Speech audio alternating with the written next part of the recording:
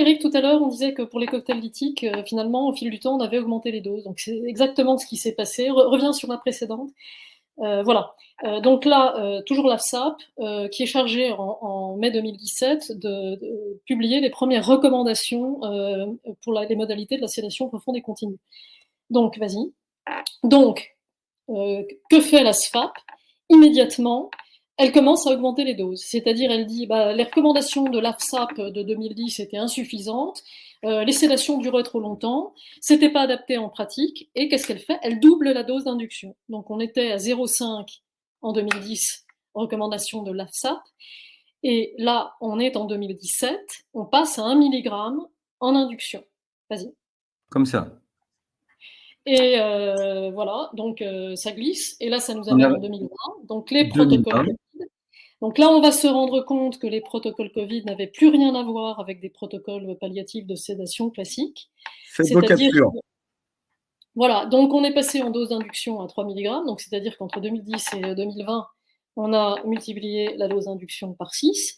Et tenez-vous bien, accrochez-vous, les doses maximales des dernières phases de ces protocoles autorisaient à passer jusqu'à 140 mg par jour de midazolam, bien entendu associé à la morphine, puisque c'est le cœur du débat en Angleterre. C'est hallucinant. Ces doses-là, vous auriez parlé, là on est en 2020, vous auriez parlé de ces doses-là en 2005, en 2010, en 2015, n'importe quel soignant, y compris médecin, y compris anesthésiste réanimateur, aurait lâché son gobelet ou serait tombé par terre. Ça n'existe Souviens-toi pas des doses comme ça autrefois. Hein. Mais en Eric, 2020, on y va. souviens-toi de la slide qu'on a passée tout au début avec ce médecin gériatre qui parlait justement de l'augmentation des doses. Et elle évoquait, on était en 2015, elle disait qu'avec 25 mg par jour de nouvelles pour les sédations profondes et continues, on ne tuait pas le malade. Donc ça veut dire que c'était les doses qui étaient classiquement utilisées en 2015. On les multiplie par 6.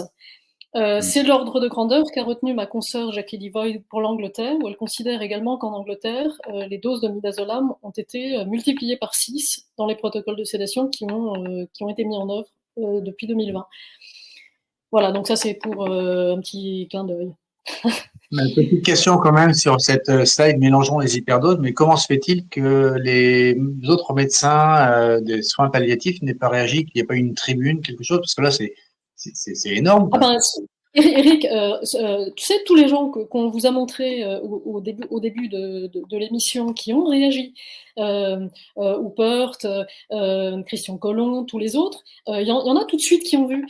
Moisesco, tout de suite, a parlé de cocktail lithique. Et là, tu vas comprendre, parce que là, on ne parle que de midazolam et de morphine. Tu vas voir qu'il y a bien autre chose dans ces protocoles qu'uniquement du midazolam et de la morphine. Ah oui, Dans ces protocoles, il y a de quoi tuer indépendamment, si tu prends chaque molécule ou association de molécules, 3 voire 4 fois ton malade. Tu vas le comprendre.